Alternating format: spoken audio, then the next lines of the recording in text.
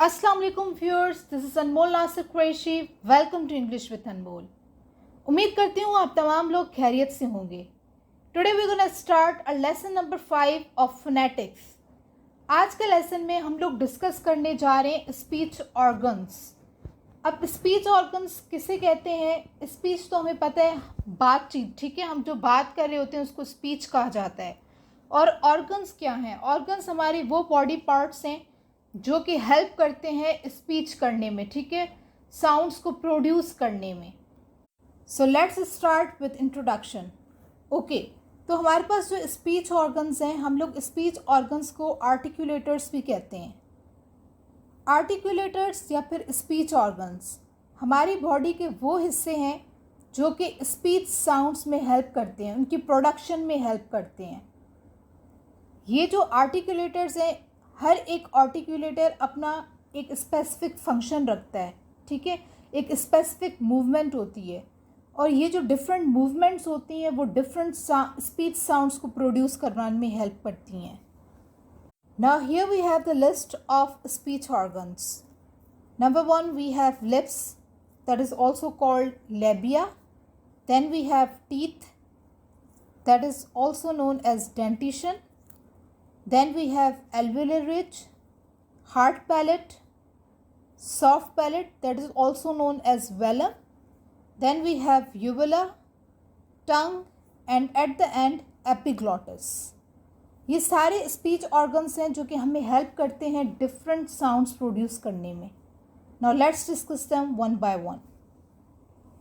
Firstly we have lips. Lips को labia भी कहा जाता है। अब अगर इसके फंक्शन की बात की जाए तो लिप्स का एक बड़ा रोल है, ठीक है। लिप्स का इम्पॉर्टेंट रोल किस चीज़ में होता है कि वो एयर फ्लो को कंट्रोल करती है। जैसे हम लोग स्पीच करते हैं, ठीक है, बातचीत कर रहे होते हैं तो एयर फ्लो कंट्रोल होता है। हम अपना माउथ, जो हमारे लिप्स हैं वो ओपन हो रहे होते हैं, कभी क्लोज़ हो रहे होते हैं, कभी स्लाइटली ओपन होते हैं, कभी वाइड होते हैं। तो इससे बेसिकली एयर फ्लो जो है वो कंट्रोल होता है।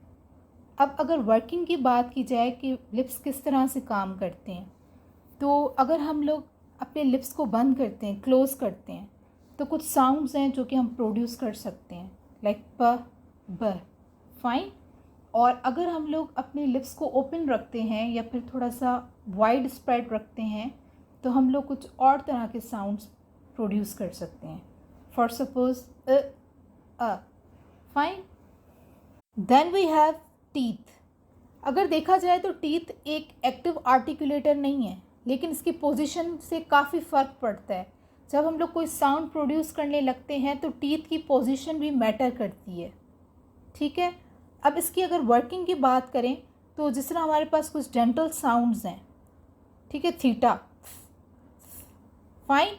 तो इस पर क्या होता है, बेसिकली हमारी जो टंग है वो अपर फ्रंट टीथ के कांटेक्ट में आ रही है, तो फिर ये साउंड हम लोग प्रोड्यूस कर रहे हैं। Then we have alveolar ridge. Alveolar ridge basically हमारे पास बोनी रिज है, ठीक है, ये हार्ड होता है। इसके अंदर लगे होते हैं सॉकेट्स जिसमें टीथ होल्ड किए जाते हैं, ठीक है। अब इसके फंक्शन की अगर बात करें तो बेसिकली एल्वेलर रिज जो है वो एक स्पेस प्रोवाइड करता है टंग को, ताकि वो उसके साथ कांटेक्ट में आ सके और कुछ एल्वेलर साउंड्स को प्रोड्यूस कर सके। अब इसकी वर्किंग पे आए तो कुछ साउंड्स हैं लाइक ठ ठ, ठीक है। तो ये जब हम लोग प्रोड्यूस कर रहे होते हैं, आप इनको प्रोड्यूस करके देखें तो हमारी टंग जो है वो एल्वेलर रिज पे टच हो रही है जाके। Then we have hard palate. अब हार्ड पैलेट का फंक्शन देखा जाए तो ये कॉन्स्ट्रक्शन पैदा करवाती है ओरल कैविटी में, एक नैरोनेस जिसे कहते हैं ना, एक प्रेशर ये प्रोड्यूस करवाती है। अब इसकी वर्किंग पे बात की जाए, जिस तरह हमारे पास कुछ साउंड्स हैं लाइक ख, फाइन, के और जी के जो साउंड्स हैं। Then we have soft palate, जिसको हम वेलम भी कहते हैं। अगर इसके फंक्शन की बात की जाए तो सॉफ्ट पैलेट का भी यही फंक्शन होता है कि वो एयर फ्लो को कंट्रोल करे नेज़ल कैविटी में, ठीक है। जो हमारे नोज़ के अंदर एक कैविटी मौजूद होती है उसको नेज़ल कैविटी कहा जाता है, जिसके अंदर ओरल और नेज़ल साउंड्स का डिफरेंस पता लगता है। अब इसकी वर्किंग पे आ जाते हैं, ठीक है। अब हमारे पास दो डिफरेंट साउंड्स हैं, फ, फाइन, पी और एम के साउंड्स। तो जो ओरल साउंड है, जो पी का साउंड है, वो ओरल साउंड है, हमारे माउथ से निकल रहा है। और अगर हम लोग नेक्स्ट साउंड पे अपने आ जाएं, एम का जो साउंड है, तो ये जो है नेज़ल साउंड है, नोज से निकल रहा है। Then we have uvula.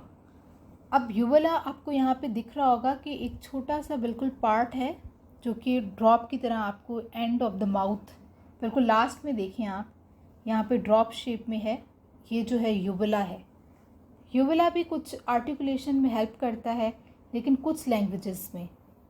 अब इसकी वर्किंग पे बात करें तो कुछ लैंग्वेजेस में ऐसे स्पेसिफिक साउंड्स हैं जिसमें यूवुला की इन्वॉल्वमेंट होती है। देन वी हैव टंग। टंग एक बहुत ही इम्पॉर्टेंट स्पीच ऑर्गन है और बहुत ज़्यादा फ्लेक्सिबल है, ठीक है। ये शेप करता है हमारे स्पीच साउंड्स को कि वो किस तरह से प्रोड्यूस हो रहे हैं। अब अगर हम लोग टंग को देखें तो वो भी उसके 4 पार्ट्स हैं। एपेक्स जो कि टिप ऑफ द टंग है, then we have blade, then we have front part and the back part. और इन सब के अलग अलग फंक्शंस हैं। जैसे जो एपेक्स है, टिप, इसकी मदद से हम लोग टी और डी के साउंड्स को प्रोड्यूस कर सकते हैं।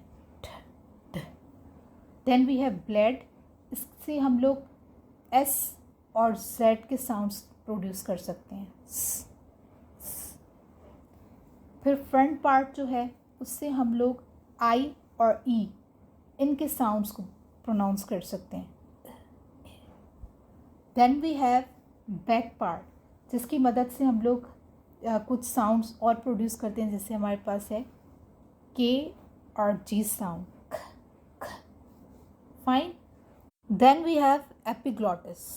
अगर एपिग्लॉटिस की बात की जाए तो ये भी एक एक्टिव आर्टिकुलेटर नहीं है, ये कोई स्पीच साउंड्स में हमें इतना ज़्यादा हेल्प नहीं करता, लेकिन ये है कि ये जब हम लोग कुछ निगल रहे होते हैं, कुछ खा पी रहे होते हैं, तो उससे जो है ना हेल्प करता है कि वो फूड या फिर लिक्विड वो हमारे विंड पाइप में ना जाए। Now finally moving towards the conclusion. तो हमने जितने भी आर्टिकुलेटर्स देखे हैं जिनको स्पीच ऑर्गन्स भी कहा जाता है, इनकी पोजीशन से, इनकी मूवमेंट से डिफरेंट साउंड्स क्रिएट हो रहे हैं। और जब हम लोग स्टडी करें कि ये स्पीच ऑर्गन्स किस तरह से फंक्शन कर रहे हैं या फिर ये किस तरह से स्पीच साउंड्स को प्रोड्यूस कर रहे हैं, तो ये सारी चीज़ें, सारी जो स्टडी है वो आर्टिकुलेटरी फोनेटिक्स में आ जाती है। So this is all about the today's lesson. If you really learned something, like, comment, share and subscribe. Thank you.